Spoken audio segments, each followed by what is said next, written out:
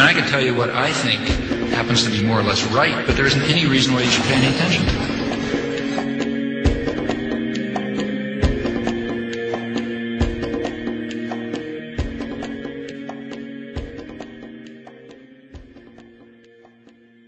Now you know why they're out to destroy you. Today there is so much confusion about what Christianity is, because everything I thought there was Christianity, I found out wasn't. If this continues, there will be an overthrow of all things. Yea, this change and overthrow is deliberately planned. There is nothing going on today in the United States of America by accident. Nothing. There is nothing going on in the Catholic Church today that's happening by accident. They were acting on an ancient hope that is meant to be fulfilled. If you understand esoteric writing, what you do is you try to confuse it so the common people like you will not understand what it says. So you take an idea and you put it at the beginning and the end of the sentence, and then you intersperse all sorts of things in the middle to confuse common people like you. And it all goes back to these ancient times and tapping into the mystery religions. The occult is in total working control of America today, and that is why we're at war in the Middle East. What is it all about?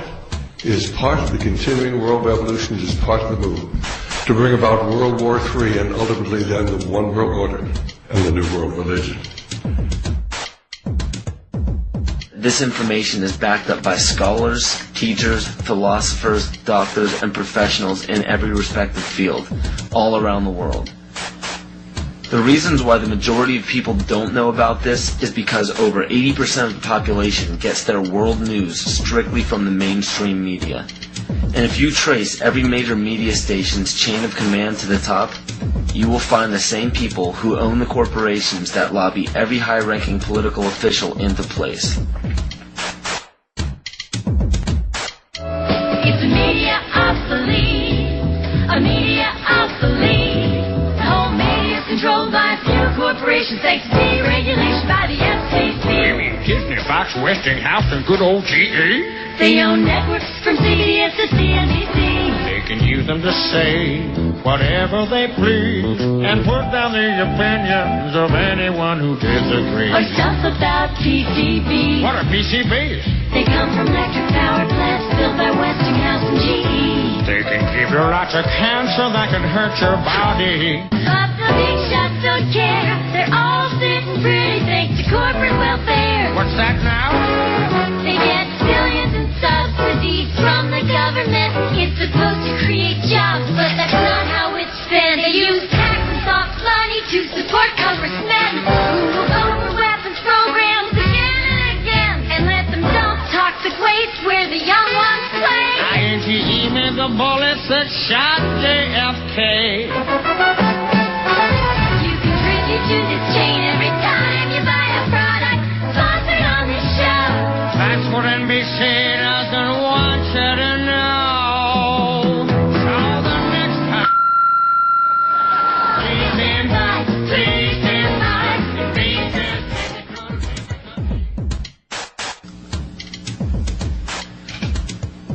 by. And for those of you who are unaware of this one world government and one world religion, I challenge you to do an internet search on the New World Order. You will be overwhelmed by the amount of people trying to get the word out to the masses. This exemplifies the findings that 87% of the population formulates their belief structure according to other people's ideas. Only 13% formulate their beliefs on logic and evaluation. And sadly, the two greatest factors that lead to the ignorance of the public are as follows. You support the mission from here? How brave you are! Real careful as you march towards that Capitol building. Be real careful on who you think is in there waiting to help you. Be real careful.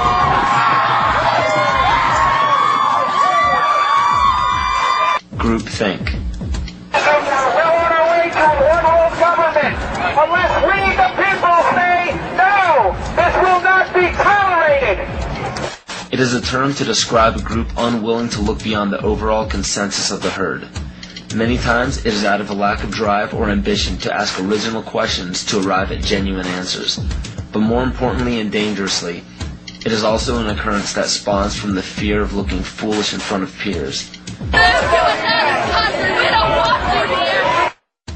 Both religion and politics are forms of groupthink. Words such as patriotism and faith are both fancy words that ultimately mean blind submission. Supposedly, it is considered heresy or unpatriotic to question the words of your leader.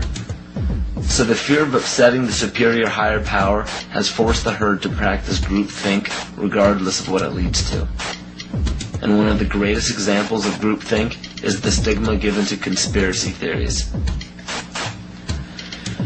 The phrase conspiracy theory gives a distinct impression to the average person.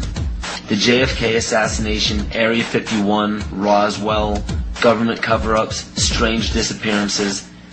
These subjects probably sound a bit too fantasy for the average person, and it's quite understandable. They're supposed to sound made up. Throughout the mistranslation of time and embellishment of these stories, facts were added or omitted. Some may be true and some may be false, but one thing is for sure. If a global secret needed to remain hidden yet began emerging among the public, the best cover-up is to embellish or alter the story until it sounds ludicrous. So what happens when the secret involves the government and the government has intimate ties to the mainstream media? And the mainstream media, as said before, has been proven to sway at least 80% of the public's opinion. The logic is undeniable. Media in every form is put in place to make people feel stupid for even keeping an open mind towards conspiracy theories. Movies, books, fairy tales, and folklore are all tools to make the average person feel insane for supporting or believing in a conspiracy. And why shouldn't they? Our leaders have no problems telling us not to investigate or believe in these theories. Let us never tolerate outrageous conspiracy theories concerning the attacks of September the 11th. Malicious lies that attempt to shift the blame away from the terrorists themselves.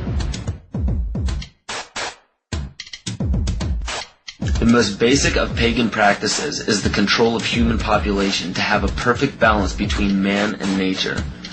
The goal is to bring the population down to 500 million, which is over a 90% reduction in humanity. Now that we have abandoned everything we've been trained to think prior to this moment, we can start looking at the world for what it is, instead of what people tell us it is. Open your eyes today as if you've never seen the world before, and you will begin to notice that the goal of population reduction is everywhere around us.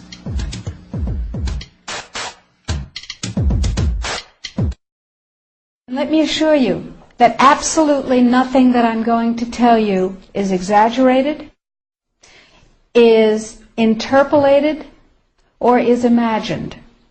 Everything I'm going to tell you is documented.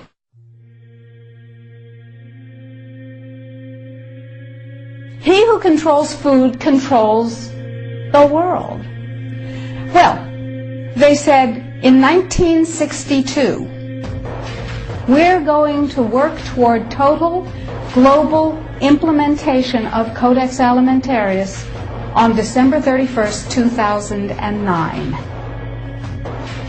There were sort of guidelines. Now, Codex Alimentarius Commission is administered by the World Health Organization, WHO, and the FAO, the Food and Agriculture Organization. They fund Codex and they run it at the request of the UN. So they're mommy and daddy to Codex Alimentarius. In 1994, Codex, with no notice here in this country whatsoever, declared nutrients, put on your intellectual seatbelts, declared nutrients to be toxins. They're poisons. Under Codex, every dairy cow on the planet must be treated with Monsanto's recombinant bovine growth hormone. Furthermore, under Codex, every animal used for food on the planet must be treated with subclinical antibiotics and must be treated with exogenous growth hormones. If you do the numbers in the WHO FAO projections, the epidemiological projections, they estimate, not I, that just the vitamin and mineral guideline alone, when it goes into global implementation on December 31st, 2009, will result in a minimum of 3 billion, that's B, bad, big, billion deaths. 1 billion through simple starvation. Those folks who die are not particularly economically successful from the point of view of the corporations, but the next 2 billion, they will die from the preventable diseases